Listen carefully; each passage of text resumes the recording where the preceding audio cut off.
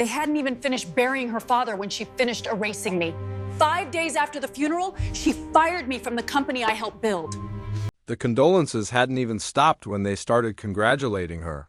People shook her hand right beside her father's coffin, whispering things like, "You must be so proud," and "He prepared you well." She accepted every word with a practiced nod, her eyes glossy but sharp. I stood a few steps behind her, invisible, like I had already been erased from the picture. 5 days later, she finished the job. The boardroom was cold that morning, too clean, too quiet. Everyone was already seated when I walked in except for her. She entered last, wearing black like a uniform, with power stitched into every single step. She didn't look at me when she sat down at the head of the table, my old seat. "Let's begin," she said.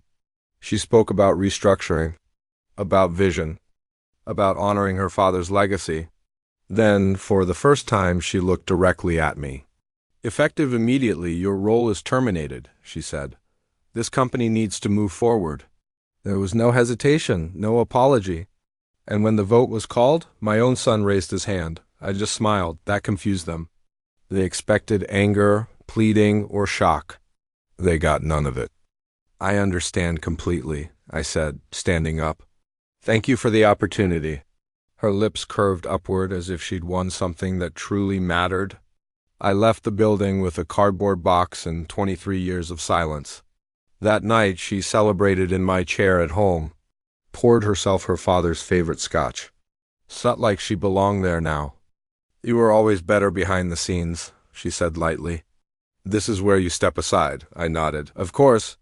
I went upstairs and closed my study door. Then I made one phone call. The man on the other end didn't ask questions. He never did. He had known this moment would come long before I did.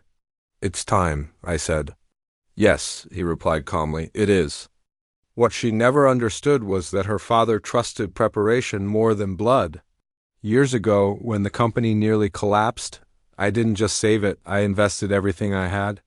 Not in loans, but in ownership. Quiet, documented, undeniable ownership.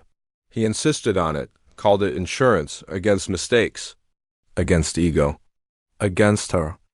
By Monday morning, the board's inboxes were filled with documents they'd never seen before.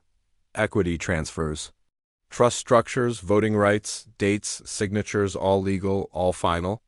At noon, I walked back into the same boardroom I'd been fired from. This time, no one smiled. She stood up, furious. "This meeting is invalid." "It isn't," the trust administrator said calmly. "He controls the majority." The color drained from her face. The vote took less than 2 minutes. She was removed just as quickly as she'd removed me. The sound of the pen touching paper felt louder than shouting. She didn't scream or cry. She just stared at me like gravity itself had betrayed her. "You planned this," she whispered. "No," I said softly. "Your father did."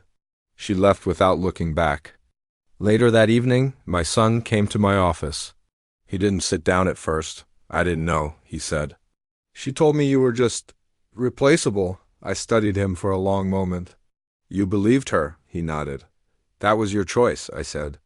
"You'll live with it," he apologized, but it didn't fix anything. Apologies rarely do. The company stabilized quickly once the noise was gone. Pension funds were restored, contracts secured. People stopped pretending and started working again. I didn't fire out of anger. I corrected what had been distorted. Months passed. She tried to fight it legally and failed. Tried to rebuild her image, move cities, changed her name professionally. None of it brought back what she'd lost. One evening, my daughter joined me at a quiet dinner honoring the people who debuilt this company long before it even had a brand. The engineers, the technicians, people who never cared who sat at the top. She looked at me and smiled. "Grandpa would have wanted this." "Yes," I said, "he would have." I didn't win because I was smarter. I won because I was patient. Because when power is handed to someone who never built anything, it collapses under its own weight.